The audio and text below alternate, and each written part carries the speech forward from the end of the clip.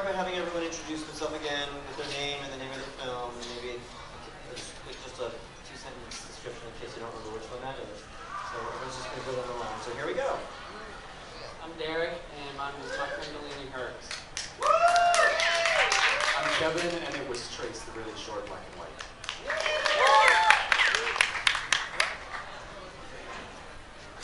I'm Nomi, and I was part of the Sons Invalid project.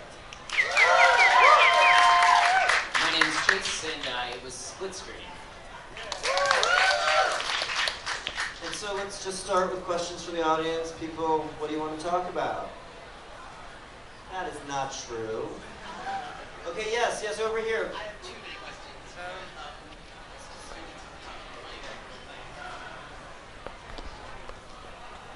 I have lots of questions, but actually, now I don't remember your name in the middle with the white shirt.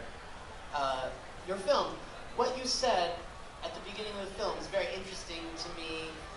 In the introduction, you said you talked about ancient Greco-Roman tradition and nudity in athletics, and I thought your film is unique and actually quite distinct and different, because with its technology, it strikes me that even in classical and ancient Greco-Roman tradition, to have that perspective, the perspective that you gave us of up close and zeroed in on the cock, and then around the body and watching it in motion and following in motion, that technology of being able to follow that and witness that is something that's totally modern, totally different from a Greco-Roman experience. So I wonder, I like how your film makes possible this fantasy, this idea of like what everyone else could have experienced in the past, but made it possible now, you know? Very interesting to me. But I had one other important question, which is for you, my Kundalini Hurts. So your name again? Derek. How did you adhere all that glitter to your tongue? I just licked it. You just stuck your tongue in it. You just stuck your tongue in it. All right. Other questions? Andrew. Very loud. Come up and give, the mic doesn't really travel. It travels a little. My question's for Derek. So a lot of your film is shot like it looks like in your home or in a home space, and then a lot of the other shots are like exterior, like kind of pastoral shots, but they feel really intimate. And like maybe it's because you're alone in these spaces or they're empty, but could you talk a bit about like the exterior shots where they're shot, and are they as personal to you as like the home space, or as intimate? They were all really extremely personal. All of that was where I grew up in Missouri, and I mean, even little things that don't really matter were personally, like the pine tree behind me when I was doing all the stuff for the swamp one, and the pasture, and the pond that I was immersed in for part of it when I was a demon. All of those are places that I was masturbating when I was 9, and I was masturbating there again when I was 27, so.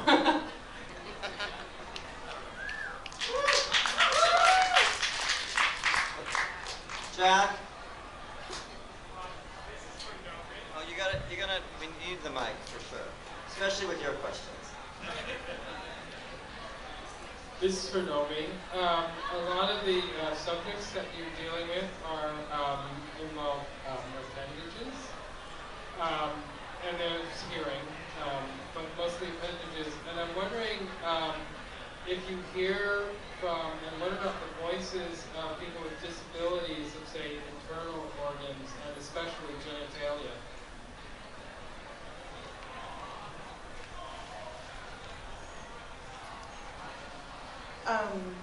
There are actually a lot of people with a lot of different kinds of disabilities, ranging from like fibromyalgia to learning disabilities to having had a stroke to, there's just a pretty wide range of people involved with the project with different kinds of disabilities. And in terms of disabilities connected to genitalia, I mean, I guess I haven't really heard it framed that way exactly before, but I think there's a lot of connections in ways that bodies are medicalized in terms of people with disabilities, trans people, intersex people, and so definitely like our community includes a lot of these kinds of medicalized experiences around gender and genitalia, and then yeah, definitely like you know, people with spinal cord injuries might not have sensation. That, you know, that's something that's been touched on some of the shows, and I think there's definitely a lot of disabilities that haven't been represented, and it's always a matter of, well, who we know and who we get in contact with, who brings their work to us, and also how accessible a project that involves performing is really able to be, and people being able to work in a certain way, and so we're always kind of figuring out access needs around that, and being able to meet as many people's needs as possible while having a product that happens. But also the community exists other than on stage too, so there's a lot of stories in the community that I'm in that don't always make it on stage but inform our politics and our work.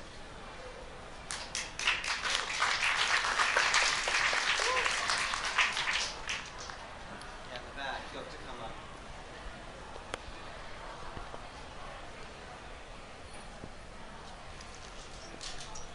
Hey Chase, this is a question for you. In your film, you talked about how your experience was dehumanizing and like diminishing.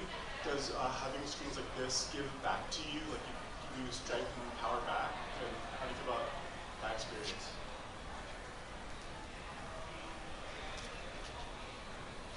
The conversation that I'm having in my portion, I suppose, of the film is one that I have with people often. What's been most transformative to me are the conversations with the unexpected connections to the work. I recently gave a talk at a PFLAG meeting. I highly recommend it. PFLAGs are a lot of fun. And had some really interesting conversations with people who were afraid to talk about trans issues and bodies and connections to their own lives and histories. And so there's been a lot of pathways built through the project that I didn't imagine when I first made it. It felt quite insular and specific, and it's expanded.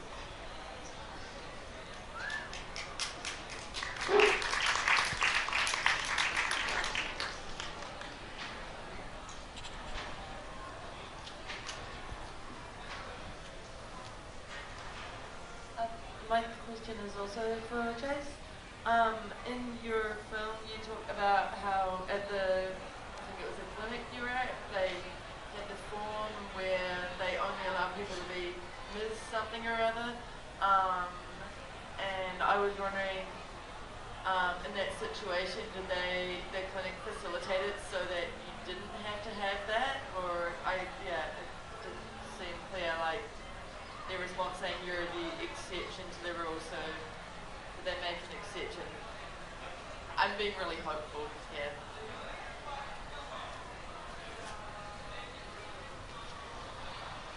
Well, there are definitely lots of people on the ground and in clinics and in health activism working to shift a lot of the policies and protocols around these types of systemic barriers, like forms, like the places you need to wait and change and be seen.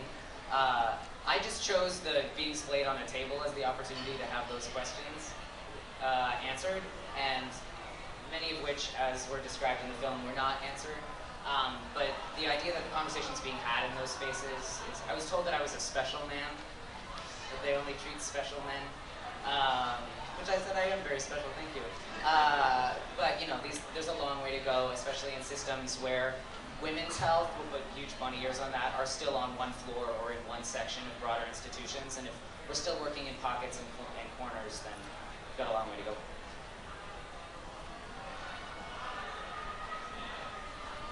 Hey, my question is also for you, Chase. I was wondering, sort of, at one point in your film, you say,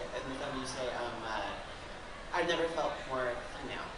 And then you like connect that very logically in terms of the narrative to your experience of being prodded and sort of degraded. And I was wondering what you thought about how we, as trans men or transmasculine people, can deal with like the pain of misgendering or like the trauma of being degendered in whatever way, and also contend with the very real cultural danger of positioning womanhood as like this like degrading, insulting space of whatever nature. Oh, that was nice. So yeah, I just was wondering what your thoughts on that were. Thank you for that. And the connection between the use of my language of poked and prodded and violence came to, I only registered that in editing. So it was something that, it was a process of, we were interviewing each other, and then when I came upon my own words, I had this, aha, look at you, and the way that you are feeling and framing yourself, and I felt like it was useful in the piece to work through that. Your question. If you find an answer to that question, please let me know. It's something that I contend with often, and in medical spaces specifically, trying to push back while also taking care at the same time, and what does that look like, and how much can my body be an agent in that change, and how much does it need to step back from those spaces? Things I'm thinking of all the time. Thanks.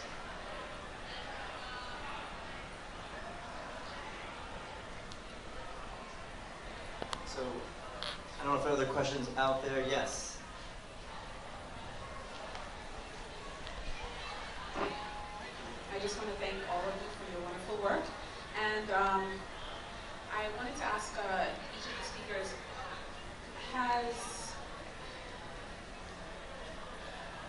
has technology impacted your storytelling and your documenting your art and your truth-telling?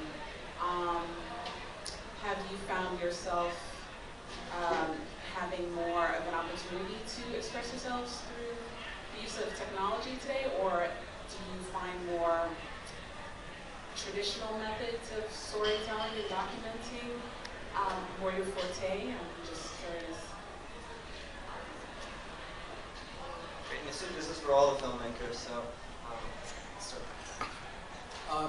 my training is actually as a musician, so Trace, the really short film, is in a suite of films in which I spend time with men up and down the West Coast and then create some sort of vignette.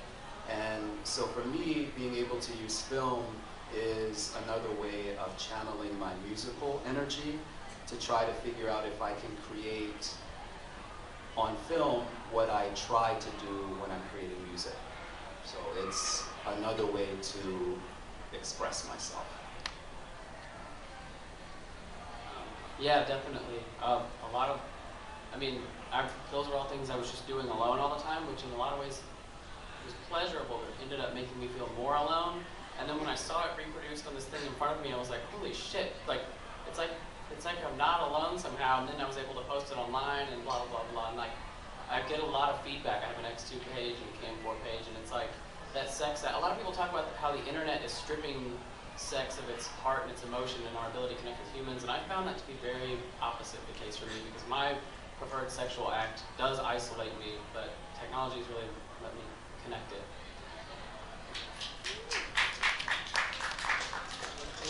Could you repeat the question?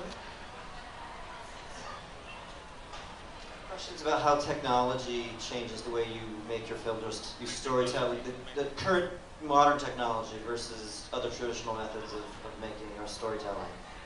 It's very simple, because I was into a car with my camera, and also my leg is broken by an accident, but it's easy, a lot of problem. I think the fact that there can be a movie about Sons Invalid, it makes a really big difference, because a lot more people have access to it then, and also, yeah, it can go a lot more places. It's really difficult for a lot of people with disabilities to travel, so so that makes a really big difference. And then also the technology and accessibility of being able to make a movie is really changing things. And actually Saturday there's a screening, Undissing Our Abilities, that's a Sexplicit Shorts showcase that Leroy Moore, Patty Byrne, Seeley Quest, and myself all have work in, and like Seeley, it was their first time ever making a movie.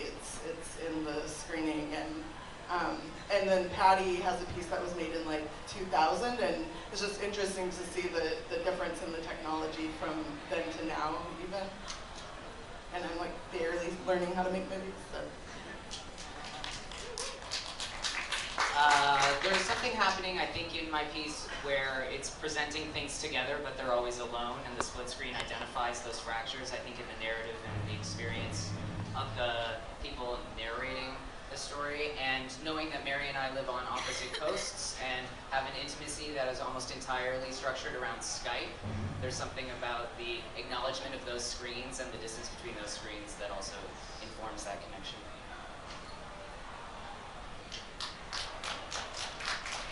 Okay, I think we're going to invite everyone to stay and go to our lounge and continue these conversations here. That's what we set up such a comfortable environment for, so that we can continue the discussions. There are also going to be some performances, and the raffle will be announced. If you want to get your tickets, you still have a little bit of time. Is there anything else? Thank you again for being here, and it would be awesome if you came back.